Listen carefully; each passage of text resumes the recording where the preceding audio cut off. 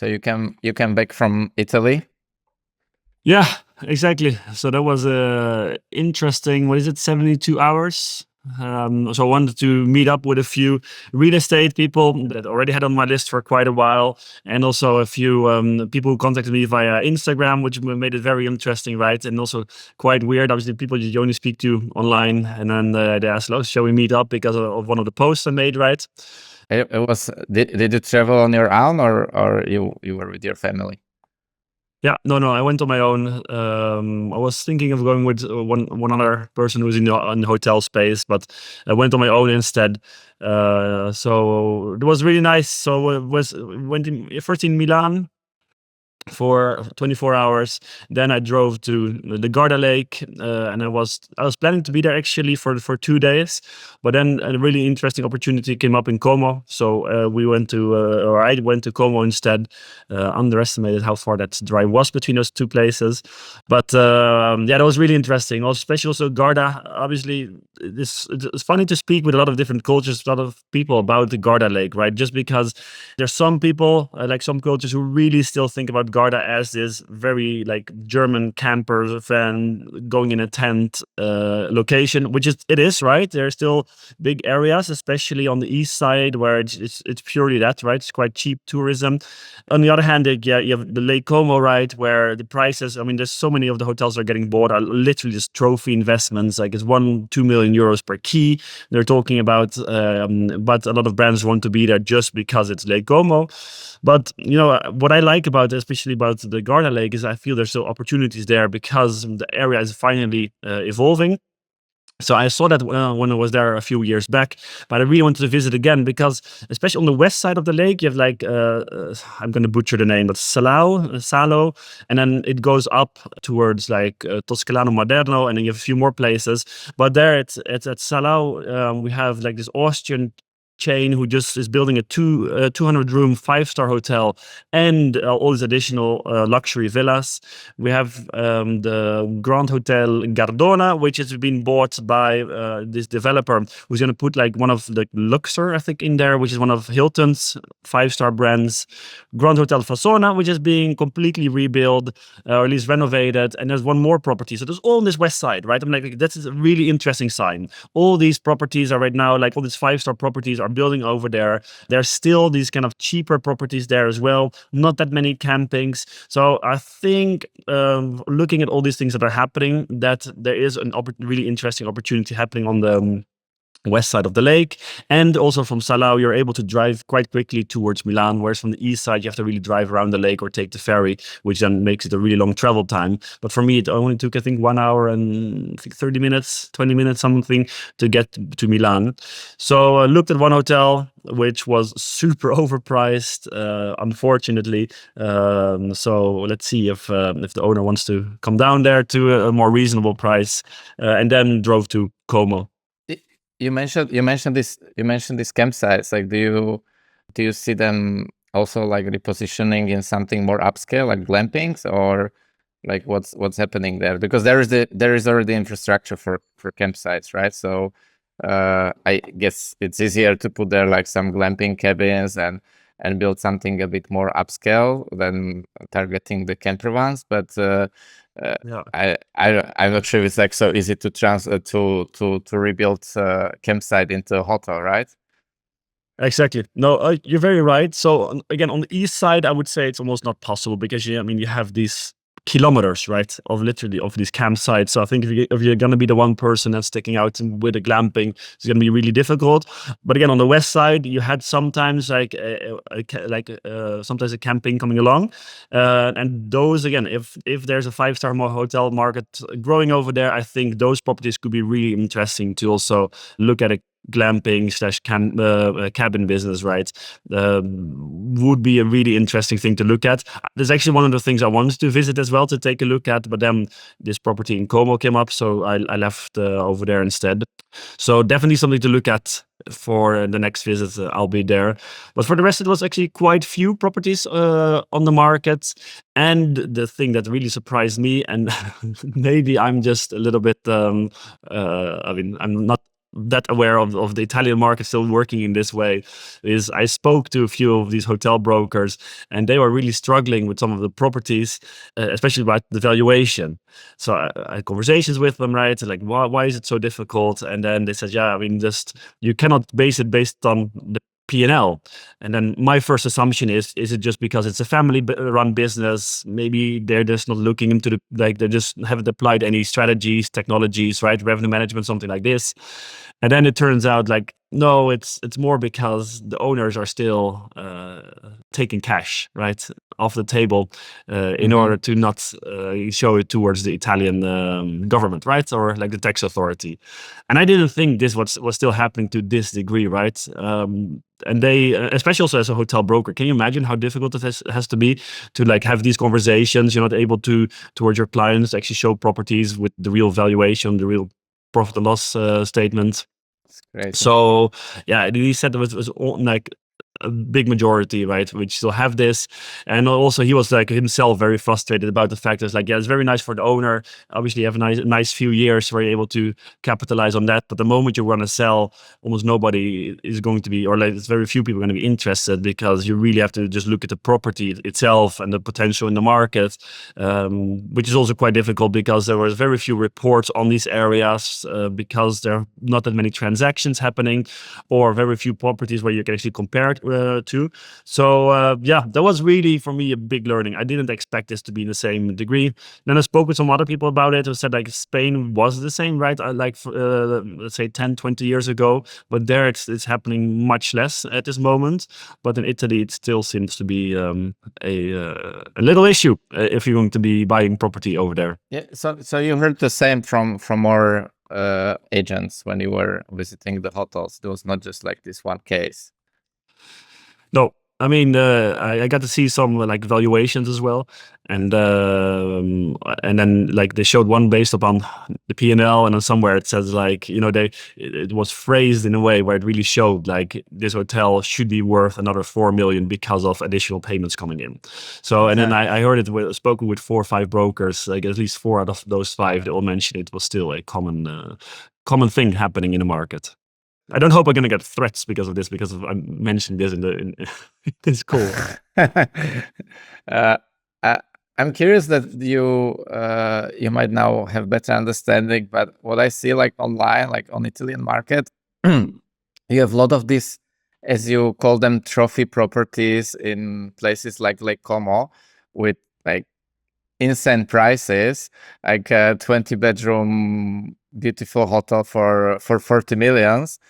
And then if it's not like next to these like prime locations, you see in Italy like the biggest deals ever, right? Like I posted the other day on LinkedIn this 20-bedroom historic beautiful villa hotel in Tuscany for like 1.3 million, and it's like fully operational, and they make around like 300 euros ADR, and it's just too cheap, right? It's in Tuscany. It's not like next to Florence. I think it was 1.5 hour driving from Florence, but like you see this huge disproportion between these like cheap properties and these super expensive properties.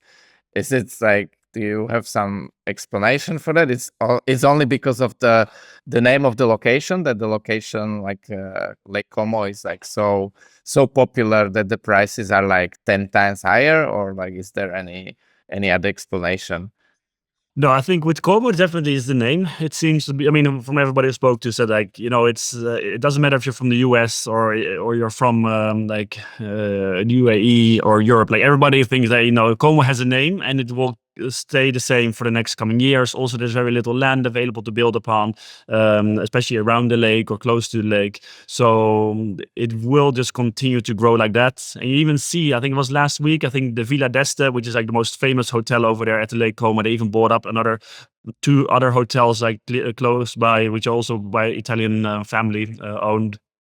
So I think it's really the name and the location is not only like Como by itself, also being close to Milan, which makes it very interesting, very close by Switzerland. And I think there's even an area close to the Como Lake where you're able to live. You don't have to pay, I think, the Italian taxes. You're able to pay like the Swiss taxes on it. So it makes it even more interesting. So it just has so many benefits, and the name is just so strong, which makes it this unique location, which also for me personally, right, when I look at this area, but also I would say Tuscany fits quite well into that as well, is whatever is happening in the coming years in the world. Right now we're obviously in this tariff war, and there's uncertainty, Russia, all these kind of things happening. Whatever Europe is going to be doing, if we're able to start being more competitive with the US or China, it doesn't matter really. I still think that even though if we would go down and we would not be as competitive economically, this area will still become very interesting, or would stay very interesting, right? So even if we end up like a museum for all the other countries, all the rich countries, I think this area is going to stay extremely interesting. People will always want to visit it, and that is just what makes investments in these areas interesting. But I think Tuscany is also a very big part of that. Whenever I get outreaches from potential investors, Tuscany is always like the number one, together with the Como region. It is number one area I get questions about. People say, I want to find a hotel over there, buy something over there. So the property also that you shared, I thought was insanely cheap. I didn't really understand why it was that cheap still. Because also I spoke to some brokers also who's mentioned that Tuscany has this 40-50% higher price than anything around it, just because it's Tuscany. And a lot of local brokers also told me, like, look at Umbria, look at Marche, look at like these other areas who are almost as beautiful, which some of them which even are closer to Rome, right? Like Tuscany is quite far away, some areas from Rome, right? You still have to drive a few hours, and for some countries it's actually not that easy to get over there. For Europeans it's quite easy, but especially from the US, it might not be that easy to fly over there. So they also said, like, look at some of these other areas where it's still possible to convert properties, where it's not everything is protected. We're able to open up hotels for quite a low cost. So yeah, that is also probably my next visit. If I'll be going in the next 2 months, we'll actually be going a little bit into these areas to actually check out some properties as well. So what have you seen, Peter, in terms of the pricing, right? And also also about this property that you shared. Did you find any red flags, or was it just too good to be true? I think the main red flag is that the property is from 15th century, and you need permits if you want to change the windows. You need permits if you want to do whatever you want. Maybe you cannot install air condition or something just because it doesn't look good on that historic property. So you cannot. You are probably very limited with what you can do. But I, from what I saw, there are many properties like this. So this was definitely not so unique. What I didn't like about that property, and what is decreasing the price, is they have 20 bedrooms but only 10 bathrooms. I didn't dig deeper if you can build more bathrooms, but just because what I said about the pyramids and it's a historic property, I assume it's not so easy like to build 10 additional bathrooms. And then like you are just limited with charging the people. Your ADR is limited if you don't have bathroom. That's like it's simple as that. They are still like charging a lot, like around 300 euros a night. Wow. I don't understand how is that possible. I think it's just because they probably rent only 10 bedrooms and they give them a private bathroom, so you cannot fully utilize 20 bedrooms. So that's and it's far from the airport. So that's in general a problem with Italy. We are with Sir Office. We are doing a lot of business in Italy because it's just it's popular. So our corporate clients, companies, startups, they come to us that they want a company offsite retreat in Tuscany, but they don't think much about how they are going to get there, and then you just look on the map and you don't have so many options. You have Bologna, that's already like a bit further. I'm not sure even if it's still Tuscany. I think it still is. You have Florence. Florence is not the airport in Florence is not, it's not large. And then you have some small airports like in Pisa, you know, but that's nothing. So for international travel, like we have companies, typically they are remote and they have some employees in Europe, some employees in US or Asia. So they have to like travel, like for people traveling from Europe, it's maybe not such a big issue to get to Tuscany. But for travelers from the US or from Asia, yeah, it's a big issue. They have to they travel typically like to London or Amsterdam or Frankfurt, big airports, and then from there you can fly like to Bologna, you know, and then from Bologna you have to drive for another 2 hours. It's not ideal because these offsites what we have there typically like 3-4 nights, and that's a lot of hassle for 3-4 nights. I see in Tuscany a lot of people travel by car from surrounding countries or even further, like from Germany they go to Tuscany, but then they want to do it like a road trip. So Yeah. you stay like one night here, one night there, and that's not ideal for the hotel business, right? You want people staying for more nights at your property. So I believe it has a lot of visitors. When I checked last time, there were 14 million visitors in Tuscany. That's per year. That's a lot. I think it was 2023. But then is the question like for like what's the average stay, or some hotels can maybe attract people staying longer.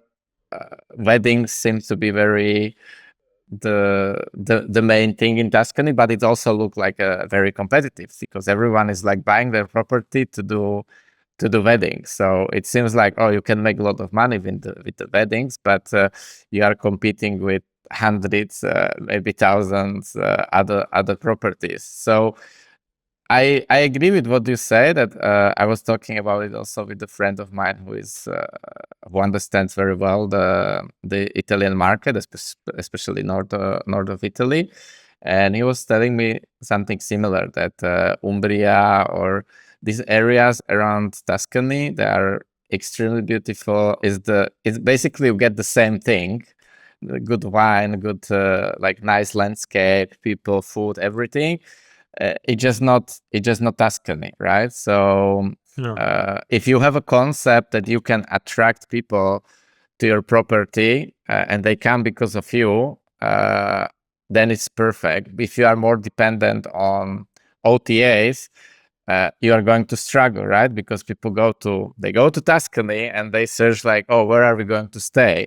And if you have hotel in Umbria, they are not going to find your hotel, right? Because they are not considering going there because they want to stay in Tuscany. Yeah. Yeah, exactly. I think the way to do it is, and like you have to, like you mentioned, you have to have either a concept or your branding has to be so extremely strong. I mean, there's a few of these examples, right, who are just they've played the social media game so extremely well. They're so pretty and like to a degree that they're able to capture people that will always come to that a location like that, and I hope that that's going to be the future, right? I think that's still also one of the biggest possibilities, biggest opportunities, especially in also in these areas, in these leisure destinations. If you're able to make proper use of social media and really turn it into almost like a TV series, or more than just this. I mean, we've talked about it so many times, like just the classic cappuccino photos, which almost everybody's still posting.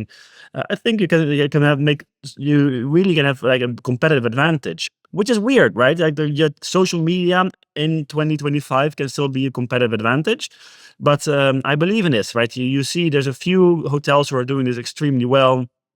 And my favorite example still is Natur Hotel Forsthof. They're like in Austria, obviously the most perfect location, but they also really like capture people, take people along, like in terms of like what they're offering. It's like really a place that you just want to stay. It's like almost doesn't matter where in Austria, you just want to go there because it's so nice. And if you're able to capture like something like that, even I think in a location like Umbria as well, or there's more obviously of these areas, you were able to attract people. I think fine deals like Four Seasons Netherlands right now is switching over, becoming better at this, really like capturing people, like introducing different staff members, really going behind the scenes on certain dishes, really explaining the concept. Like really, you want to keep on watching it. It becomes this TV series. But then you have like Claridge's, which is like this one of the most famous 5-star hotels in London. And when you look at their social media feed, it literally looks like an intern is still running it, right? And it's like there's no cohesive story. Oh, then they're posting photos of somebody pouring a Guinness, and like there's just no like appeal to it, right? I think almost nobody will. And I mean, actually, you see it going back on the numbers. The likes engagement is extremely low.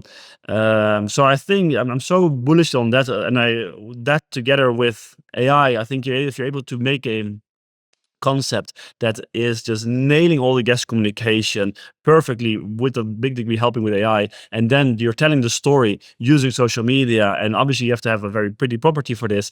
I think these two together in the next coming years can still really make a difference. I still don't see anything happening. I still see hotels just saying that their Instagram can be run by the intern, right? Almost every single time, and it's wild. Another thing also I thought was very another thing was very interesting, because I've always been afraid very much of like construction in Italy, right? That's like one of all the properties I've been looking at that were like I mean, I'm not looking at. I'm looking at a ruin right now, but one of normally when I look at hotels, I don't want to see like these really hotels that have to be done from scratch. But it's quite interesting. I spoke to somebody with a lot of local market knowledge, and both in Italy, but also have been living for a long time in both Germany and the Netherlands. And what she actually said is that she doesn't completely understand it, that so many people are afraid of this, because she says like in Italy you actually have still so many people who are like so many contractors or like people who are still really skilled at their craft, right? Whereas you see like for example, in Netherlands, you don't have that to a certain degree anymore, right? Like a lot of people are we have to, like a lot of people here, like your handyman are from Poland, for example, right? Or like Eastern Europe. And here that there's such a big demand of people who are really skilled at their craft. And she says that in Italy, that's to a much larger degree. There's so many more of these people, and also you're able to source so many of the materials, the construction elements, everything from toilets, tiles, everything can still be made in Italy itself. So she said like the most important though is to have somebody like your planner, and the person who oversees the construction obviously has to be somebody you can trust, who has been vetted. But he said if you have that, actually the construction shouldn't be seen as something that is tremendously more difficult than a Northern European country. Isn't this like an opportunity that you have? I see it on every market that when you have beautiful property that is refurbished, and everyone wants to buy it because it's like ready to use, and everyone is afraid of refurbishing. It's not just you that you are scared of that, and that means that there are probably many more opportunities with properties that they need some refurbishment. Like you can get them cheaper, and you can get a better deal. I think the biggest risk is to find like the balance between like, oh, I do the refurbishment and it will go well. I will find a good general contractor and so, and buying something that you are in complete trap, and you are refurbishing for 5 years, and you are while refurbishing you are discovering like, oh, pipes need to be changed, and like this like structural things of the property, and you are desperate, and nobody wants to get there. Yeah. And I think like if you are buying a hotel or like property villa from 15th century, there is high chance that you will get into this trap, right? So people want to avoid it, but that also means that there is opportunity. I wanted to ask you about because and social media as well, huh? you love Italy, and you are searching more like in Italy. I'm more like a Portuguese, Spanish guy, and I'm comparing it a lot with the Italian market. And what I notice, like when I look on these markets like separately and compare them, is that in Spain and Portugal, you can find a lot of these distressed hotels that are charging like 60 euros a night, and they're from like 80s, 70s, but they're still functional. And there is like very obvious opportunity that you do refurbishment, you increase the standards, you can do this, and this, and then you can charge 200 euros a night and create something like super unique. While in Italy, what I see that the hotels that are not performing so well or they don't look so nice, they are still like, if they are in popular locations, they are still able to charge like 300 euros a night, and you don't have much room to increase it, right? Like yes, of course you can charge 600 or 800 euros a night, but for that you need to have really exceptional property. You have to invest a lot into furniture and decorations and the marketing and the stuff, and yeah, if it's not your expertise, you're probably not going to get there. So you, like, while I see in Spain and Portugal that you are able to triple the ADR, in Italy you cannot really do that. But you understand the market better in Italy, so I'm curious if I'm wrong, or like if you see something differently. Yeah. No. I think you're completely right. You're completely right in that. So I think if you're gonna buy a hotel, and it's really purely for the investment point of view, you either have to add rooms, right? That you have to make the property bigger, or like mentioned, it should be like a renovation. In terms of the hotels that I see that are for sale, like the one I saw at Garda, right? It was double, like literally double of what it should cost in order to make it worth it. Like in terms of like the room size, the ADR in the market, and even if maybe I would be doing really well, like maybe like 80%, right? So, but it's insane, obviously. Like that's Italy as well, right? The prices, everybody thinks that they have the next like Villa d'Este, like in Como, right? And they have gold in their hands, and especially also a lot of these properties are family owned. And that's again also what I heard from a lot of brokers, makes the selling process difficult. If a bid comes in is lower than the asking price, everybody has to agree, and so that makes it very complicated. So I do agree. The reason also why I'm looking into Italy so much is also coming back to my original point, is I look usually at smaller properties, right? So let's say between 20 and 50 rooms, I find very interesting, also because like the real private equity parties, they usually look from 50 rooms or from 80 rooms even, right? So if I'm able to stay in that lower range, there's obviously a lot of properties that are interesting available, but which could still be sold towards a private seller later on, or a family office. And then I think Italy is a very interesting region just because it has the name, right? Because and with also all the investors that are getting in touch with me, like I said, everybody always, I mean, I would say out of 50 people who've been contacting me like seriously for investment, 40 are looking into Italy, and I think the remaining 10 are looking into Spain and Portugal, right? And maybe it's also because it could have influence because I posted, and France, by the way, because I posted some more of pretty properties from Italy. Could also be, right? Maybe it's just also that I didn't post that much from Spain, but it just like people come up, it's always say like, oh, I want to in a Tuscany, I always want to go Como, or like north of Italy. So that's also just from my experience until now. I think if you're able to do this 20 room, 30 room property, I think it will be easier to sell it in the end to over there than it is in Portugal, right? There's just a bigger amount of investors available, especially for these small properties, because or you have to really create a whole portfolio out of that, and that's when maybe private equity will become interested in it. But otherwise, a 20 room property is just very difficult to sell towards any institution. So that's why I'm looking into Italy. That's also my thought. I completely agree with you. Like the ADRs, especially during the high season, are just any type of property super high. And then from September, October, like the market drops. There's almost nobody there anymore, which makes it also just really difficult to run a good hotel over there, especially if you have nothing special. So, but tell me a bit more about you've been scouting hotels in Portugal as well. And like, have you seen a lot of distressed opportunities over there? How has it been? I was very focused on like specific area, specific market. So I wanted to be close to Lisbon airport and like up to 1 hour from Lisbon airport. So when you make a circle around Lisbon airport, 1 hour, it's not a huge area. I didn't want to compromise for that because the main idea for this property was to have to use it for the company of sites. And my insight, it's not secret. I'm telling everyone, if you want to have a company of site retreat type of business, you cannot be like 2-3 hours from the airport. Even 1 hour and a half is a bit tricky. We work with some properties in Sir Office that are like 1 hour and a half or 2 hours, but there is way less demand because companies, employees are traveling from all over the world. They arrive to airport, they are already exhausted. They don't want to drive another 2 hours somewhere by bus, you know.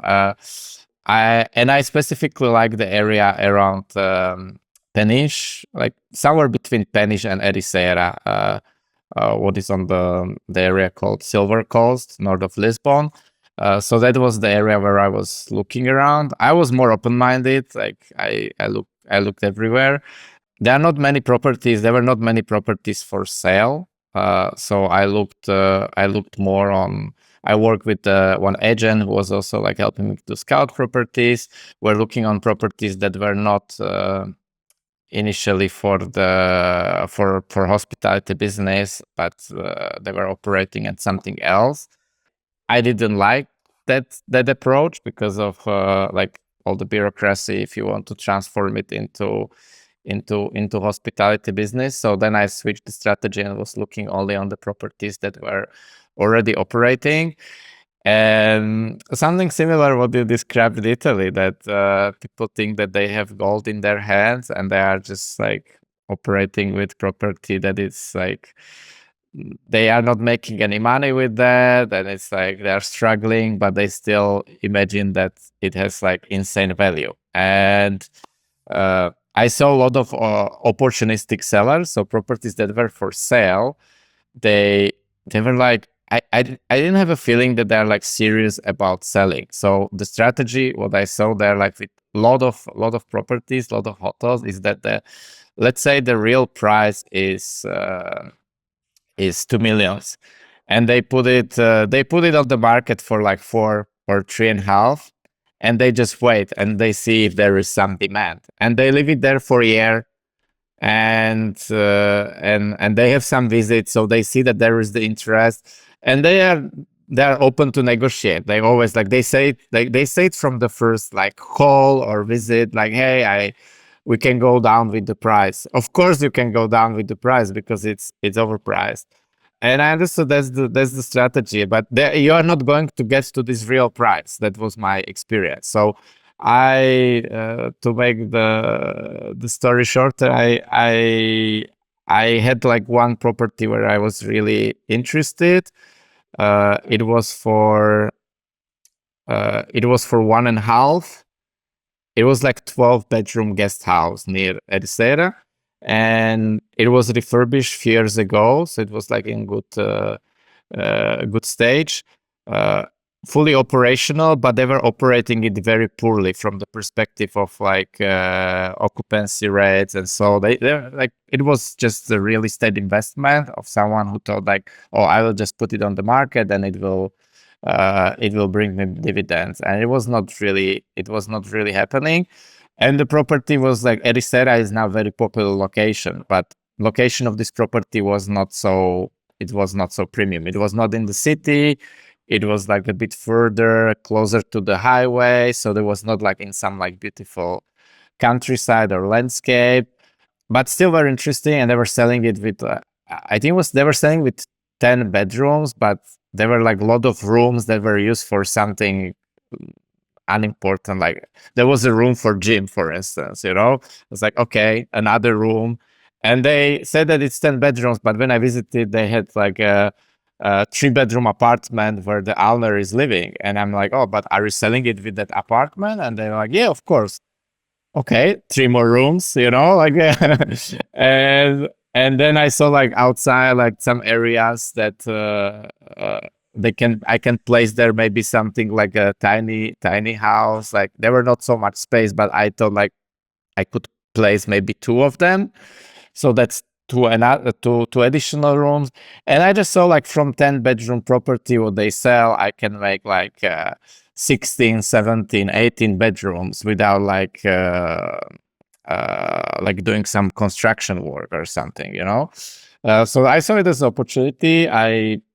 But for what they were selling, I was in Portugal. What is interesting is there is this website called Ratios, and you can put there the name of the company, and it will tell you like all the history of like the Really? tax returns and everything about the company.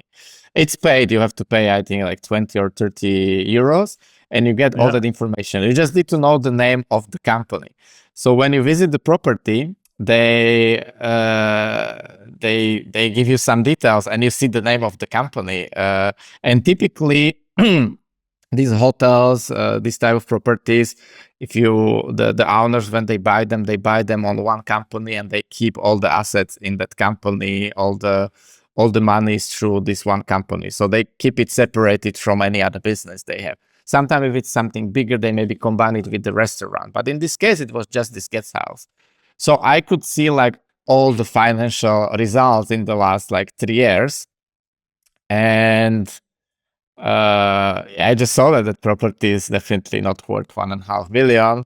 I thought that the realistic price is around 1 million. That was actually like my struggle in like calculating like what should be the right price. I had some spreadsheets and from friends who are doing this, but it was my first time. I was trying to make an offer and create a valuation for the hotel. So um, I was a bit struggling with that. It also inspired me that I started to do this online course on Cornell about the hotel investments, to just go deeper into this topic, because I felt like I'm good at, I think we have like a lot of similarities of like analyzing what's the potential, and we already imagine like how, like what we are going to do there, what channels and what to do to make it like successful.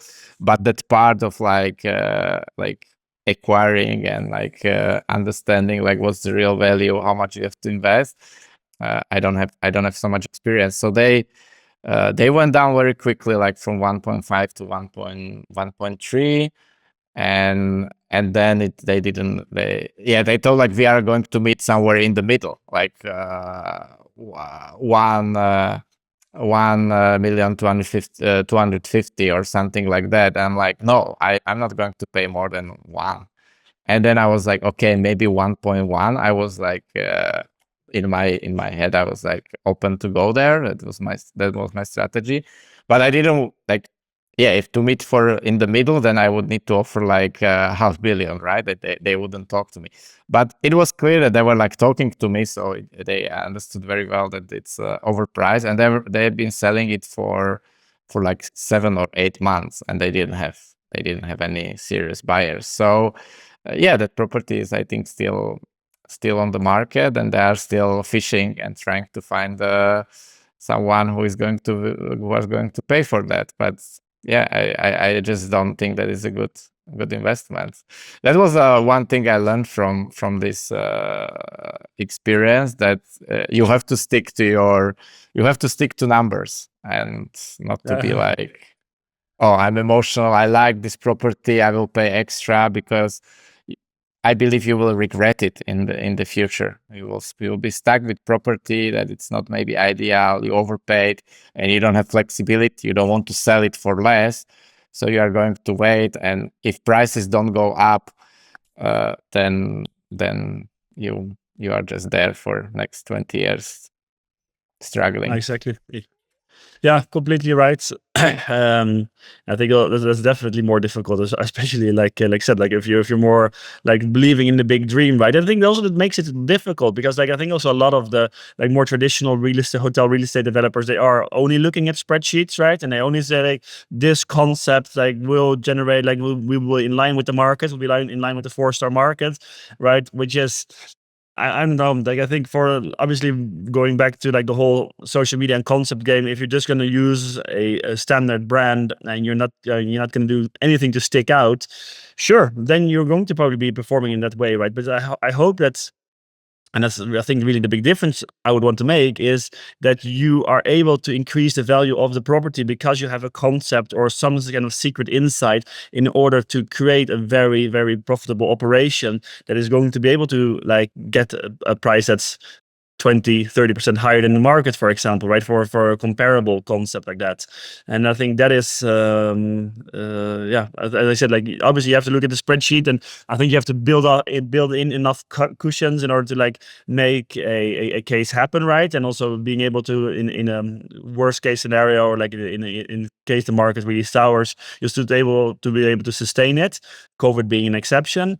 But still, I think you should also be able to create really the upside yourself, right? With a unique concept, or like for example, like with you, right? You have surf office, you know the demand, you know where people are going, like you have your own demand driver in that way. So I think it definitely is a balance between the two of those. So, but yeah, what a story, man! And it's still on the market, you said. I think so, yeah.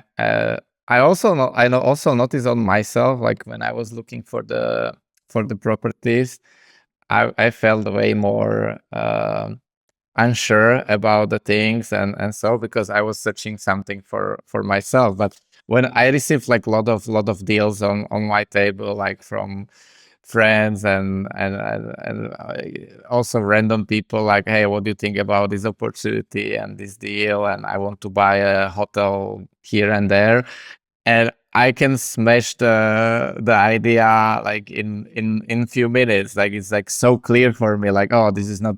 I received like the last week hotel from a friend of mine. He wanted to acquire, or he wants to acquire a hotel in Italy, in Rimini area, or this like popular like travel destination, but more like for the consumer market. And it's like next Yeah. to Rimini, it's still on the beach. And it was like, yeah, he wants to do it like from the beginning, focus on the company of sites. And I was like, man, this, like, I checked it, like in 1 minute, I know that this will never work for a company of sites, you know? And I'm very good, like in And why was evaluating. that? It was just like 2.5 hours from the airport, like 2 hours from the Ah, airport, okay. and in the area that doesn't have good, like Rimini doesn't have a good name for corporates, right? Like imagine you work in Google and you are going to tell your colleagues like, yeah, we are going for a company of sites to Rimini. You know, like there are a lot of company of sites in these like amazing travel destinations, like company of site in Bali or so and so. But in general, companies want to keep it more like, okay, we go to nice location, but it should sound like we are going to work there, you know? And Yeah, Rimini yeah, it definitely doesn't sound that you are going to work there. And there were a couple of other things. What I want to say that I'm very good like in evaluating and smashing other people projects, but when I'm evaluating my own, like yeah, I'm more unsure because like I overthink it more, and like there is emotion, you know, like it's more yeah. difficult. Did you find anything interesting in Italy that you want to move forward, or like when are you planning the next trip? Yeah, no. So there's one thing we're now looking at that we are. I mean, I'm doing the underwriting at this moment as well. So let's see how far it will come. It has also a component where we would have to actually turn it from change the licenses between, which is also when you mentioned Portugal. For Italy is obviously the same, where it can be quite difficult depending on who you know. So then we're going to be moving at least. The business case looks interesting, so we're at least going to be moving forward. And for the rest, and right now, just trying to meet as many people as possible. Probably before the summer starts, like maybe in a month, 1.5 months, we'll do another visit to a few locations. It's just also really good to obviously to speak to people every single time, get to know the areas more. But now also like with the deal flow and also the investor interest, right? I want to make sure to capitalize on that. What I do think is interesting, I spoke to one person who is very well known in the Italian, like knows the Italian market very well, also the French one. He says to wait until autumn or winter, because obviously 2023 was one of the craziest years in the Italian tourism, right? And actually most of Europe, like the tourism was quite insane. After COVID, people they travel a lot more. Last year was already for some countries where they were already struggling, right? Where the market wasn't as strong as 2023, definitely, but also in 2019. And there's also some people saying that this year, 2025, will be a lot worse, and that a lot of hoteliers are not expecting that. So that actually a lot of distressed opportunities might start coming up this autumn and this winter. Obviously, it's just a guess, right? Or I mean, this guy knows the markets very well. He says he can already see it happening from the data. Looking forward, that this season is not going to be as good. So that was his advice. He said, like, actually, if you don't buy anything, like, or at least don't buy any hotels now, wait until autumn or winter, because people are much more willing to drop the prices suddenly because of everything that's ongoing in the world, but also that will be affecting the local markets. So that was one thing. I just want to come back to also one other point, Peter, was we spoke about these buildings that are like in a bad shape, right? And I do think what will make it really interesting from a social media point of view is being able to like take people along the journey of you going to be renovating this property into something beautiful, right? Preferably it's like a property that is already running. You can already sell it, right? You can already rent out some of the rooms, and that is maybe like a few part of the rooms that have to be renovated, or that's additional building that has to be renovated, or that the construction is not going to take 3-4 years, and you actually have the budget to hire a professional crew. You don't have to do everything yourself. But I do think there is just so much value in taking people, the viewers, along in this journey. Again, treating it as his TV series. Just look at like the June Motel on Netflix. What was it called? The real name? It's in Canada, right? Yeah, Motel Makeover. Also, like they really did such a good job of bringing the viewer along in the journey, falling in love with the characters, and maybe even having some effect on like some of the decor items that you might choose, right? They might say like, well, choose the pink ones instead of the red ones, for example. It's just such a strong part. So actually, it might become more interesting in the future to take actually a property that isn't completely perfect, not only from a financial point of view, just because you cannot really increase the ADRs that much, but also from a story and marketing point of view. Is that because you want to already start making the audience part of your journey at the moment that you buy it, or at least that the construction starts with your planning, with the renovation. And just look at the guys from I think it's Dunlop Hollow cabins. Like obviously that's a very specific example, but there's those guys who build these Airbnbs straight into the cave, right? And I mean, every single video that they're still showing on social media is this part where they're going with this excavator into the cave, right? They build this cave Airbnb. But like it's like this kind of footage, like going from this before to this after, it's so strong. And I actually heard that they really regret not taking more footage at the start of their journey, because now they're just reusing the same shots over and over again. But actually might be an even better idea to take buildings that need a little bit more work than just something that's already finished and operatable right away.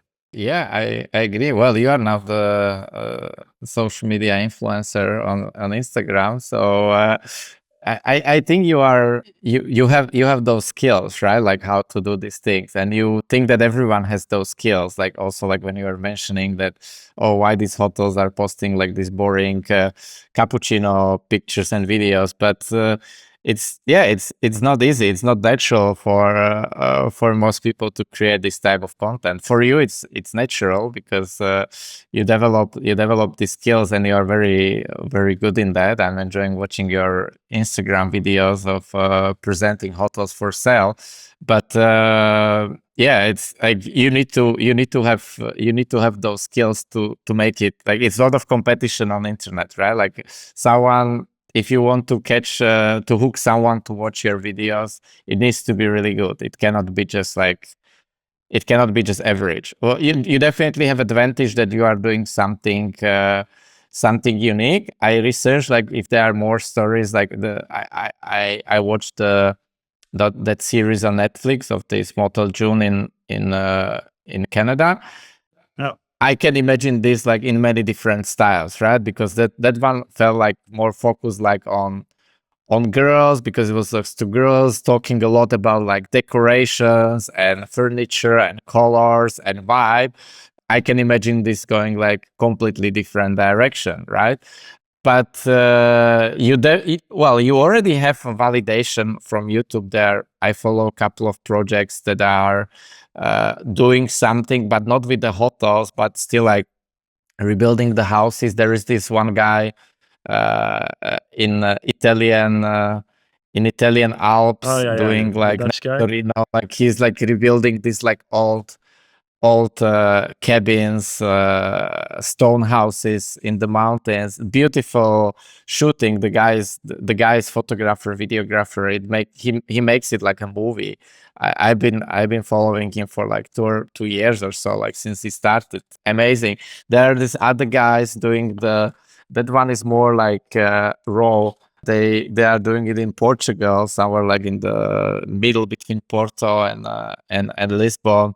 Like they bought this big piece of land, and they're just like rebuilding it. But they have some like old houses there that are refurbishing. But each episode is like, oh, we are cleaning a pond. The next episode is like, we are cutting the trees, and sounds like boring, but it's like a reality show. It's interesting to watch. It's called Project Camp. Project Camp. Yeah, But yeah, yeah, camp yeah, is yeah. not with C, but with K.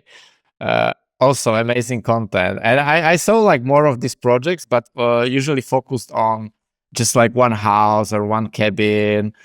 So if you do it for hotels, I'm sure it's going to be a success. Yeah.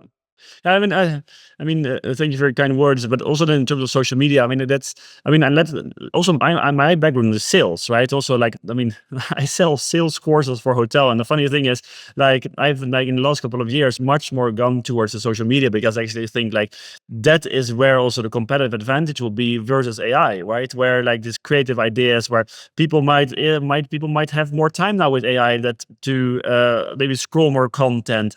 Like with sales, I really have the feeling that it's going to be not. Your next competitor is not going to be another sales manager at a hotel. It's going to be an AI that's going to be doing this, right? A lot of the prospecting is going to be automated to, I think, 90-degree, 95-degree, and also like the whole sales process. Whereas I guess with social media, I think that is where the hotels have such a big advantage, especially if you have a pretty property. That is where I think you're going to be able to really capture people. And there's so many different ways of doing it. And like I said, yeah, averageness, that is like the standard in hospitality, right? Where we just say like we just do everything like your competition is doing as well. But that is why I think it's so interesting. And I didn't actually tell you this. The other part, actually, I've been contacted by two different TV producers to actually do a hotel Here we TV go. program. One is actually to, like, to see if and when we would buy something to follow along, and the other one is maybe like making a bigger series out of it and like not focus on one property. So Mhm. actually, also notice the interest in the market is really there. Personally, I would struggle a little bit with like if you buy a hotel with doing this, because especially like the Dutch series, the one that we discussed it once, like it's like called I'm Leaving. It's very, very popular in the Netherlands. It's about actually people moving, not to buy a hotel, but maybe to start a B&B or at least start a new life abroad. But like the big hook there is always like negativity, right? Stuff has to go wrong. Stuff has to and they choose people. I mean, I've heard how they cast people. Like they really choose the people who do not have a plan, right? Who are going to move to Spain, don't speak the local language, never visited the house before, just bought it because they saw it online, right? And you're like, that is what the people love watching. They're like, okay, this is gonna be good fun. So that is Good like that I what they have. stayed. People when people are watching it, people when people are watching it, I believe they just want to just have this confirmation, like, good that I stayed in Amsterdam Exactly. and didn't Yeah. follow my dream. Like, look on these guys how they are failing, right? Like, Exactly. it's the It's probably like sponsored by the Dutch state or something. Yeah, I completely agree. Right. I mean, you're just basically cringing throughout the whole episode, right? In a way that you're like, oh my god, how could you do this? So again, that is also now I'm starting to wonder why they picked me for the why they asked me for the hotel project, right?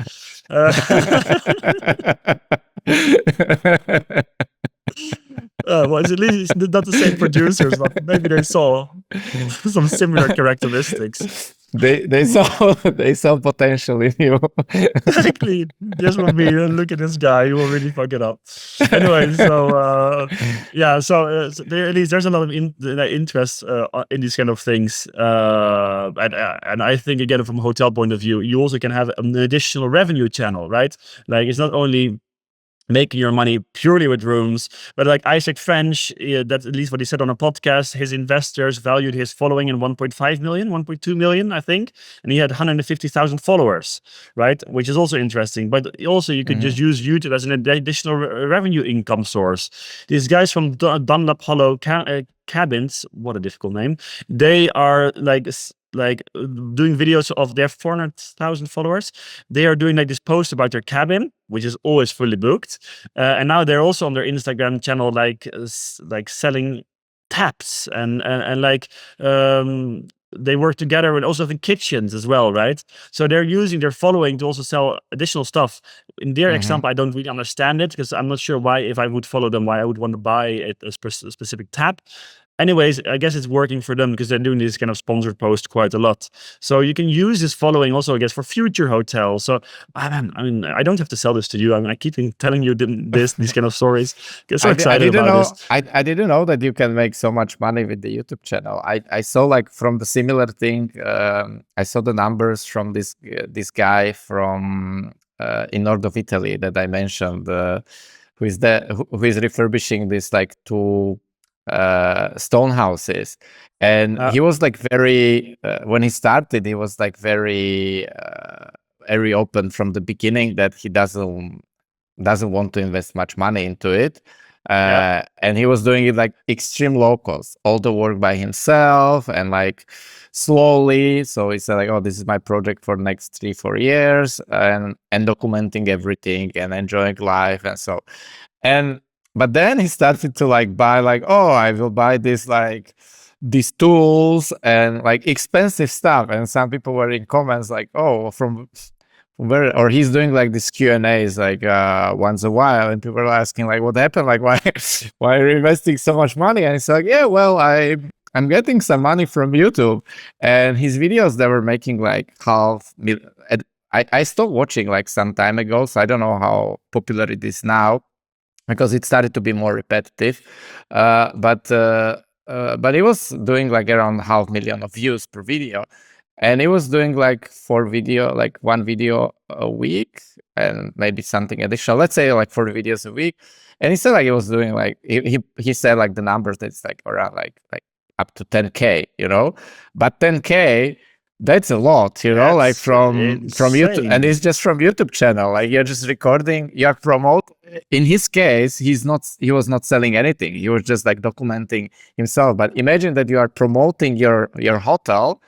You are like expanding your business and you are making additional 10K. So from this perspective, like, oh, my hotel can, imagine that you can be like on zero. You don't need to make any money with the hotel because you make money with the YouTube channel. That's your profit, right? Like the hotel is just like for break even. So it completely changes the game. And as you say, like you start to promote. If you have a channel that like for hotels that is popular, I can imagine that Muse or Cloudbeds or all these like PMS softwares are going to fight for you to mention their name, and they will pay you a lot just like promoting and saying in every episode like, oh, I'm using Cloudbeds and it's amazing and look how I do it.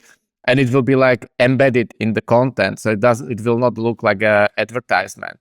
And you can think like all the hotel tech companies, they would like to partner with you, and you will make money with promotions and not with your hotel, right? Like I think it can work amazingly well, because if you already like discuss this with brainstorming these ideas and it looks so obvious that this is going to work, I believe when you start to do it, like you will discover many other opportunities or channels, how you can make money with like this building public with hotels.